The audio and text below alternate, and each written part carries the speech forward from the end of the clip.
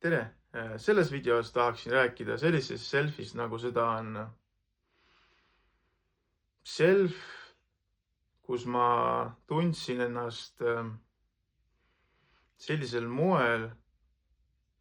et ma pean nagu alati midagi tegema. Et, et tunne, et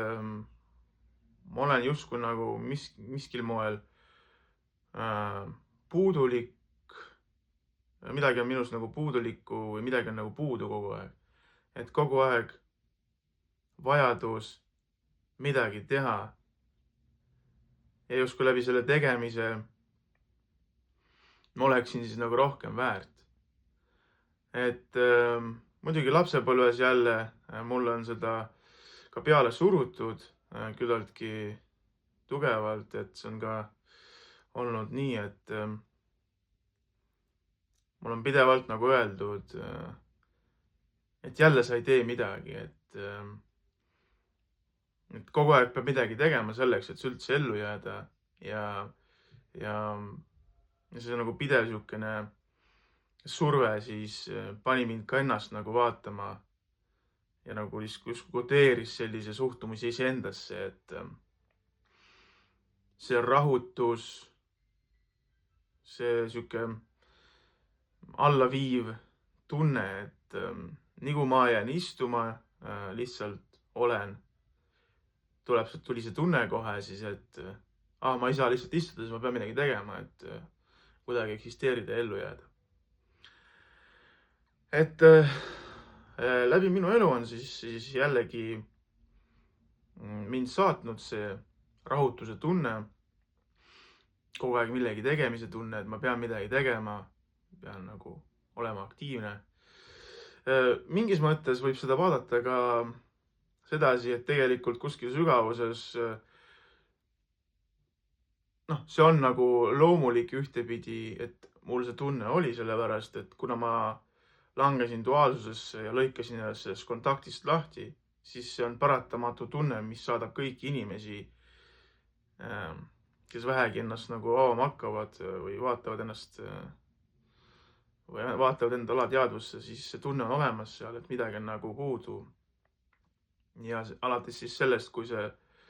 langemine duaalsusesse toimus, siis see on paratamatu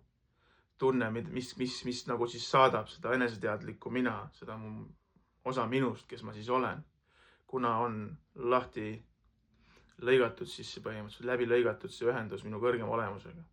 Et siis see on nagu mehhanism, mis paneb mind justkui otsima midagi, et uuesti siis taastada see kontakt, et saada uuesti tagasi siis see rahutunne ja terviklikkus. Aga muidugi minu enda ego ja ümbritsev maailm ja kõik need jõud suruvad erinevaid nii-öelda uskumusi, emotsioone, mis siis panevad seda nagu teistmoodi võib-olla justkui kogema, et see muutub selliseks nagu negatiivseks või nagu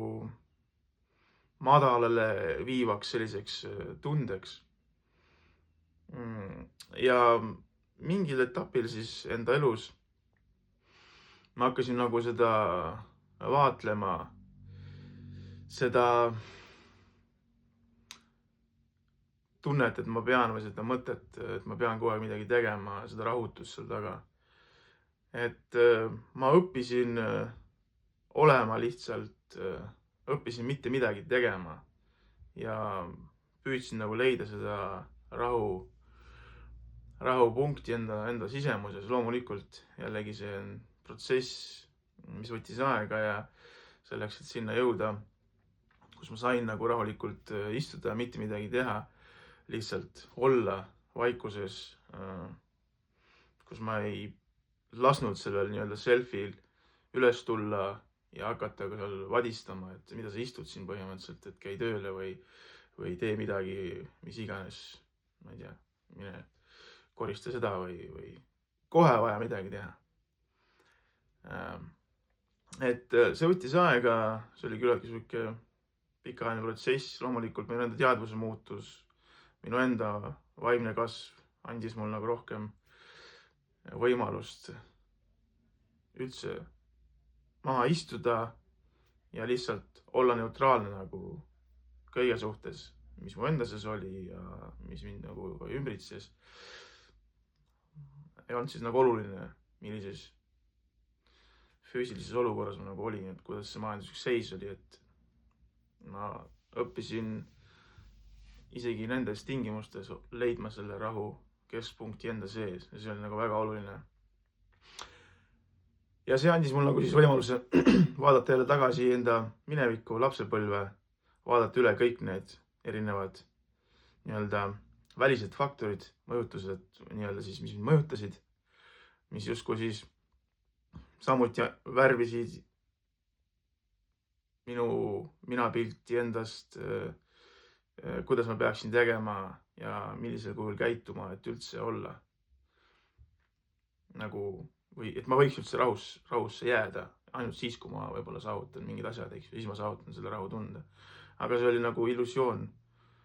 millesse ma siis enda ego minu enda ego siis nagu põhimõtteliselt rääkis mulle siis seda lugu, et kui sa teed seda, siis lõpuks jõuad sinna rahupunkti, aga see oligi ego vale lihtsalt, mis kunagi lihtsalt ei saaks juhtuda ainult sellepärast, et eraldatusest sa ei saa mitte kunagi kogeda rahu, tõesti rahu, mis on tõesti rahu. Mida ei saagi sõnadega kirjeldada, et seda peab kogema. Ja nii ma siis sellest selfist kogu aeg midagi teha vabanesin ja ma saan täna olla rahus ja lihtsalt teha midagi, mitte sellepärast, et miski surub mind midagi tegema, vaid lihtsalt sellepärast, et ma tahan seda teha ja valin seda teha. See on võib-olla osa minu mingisugusest elust või kuidagi niimoodi. Ja selline self siis kogu aeg midagi teha, kes tahtis kogu aeg midagi teha. Et lühike lugu siis sellisest selfist.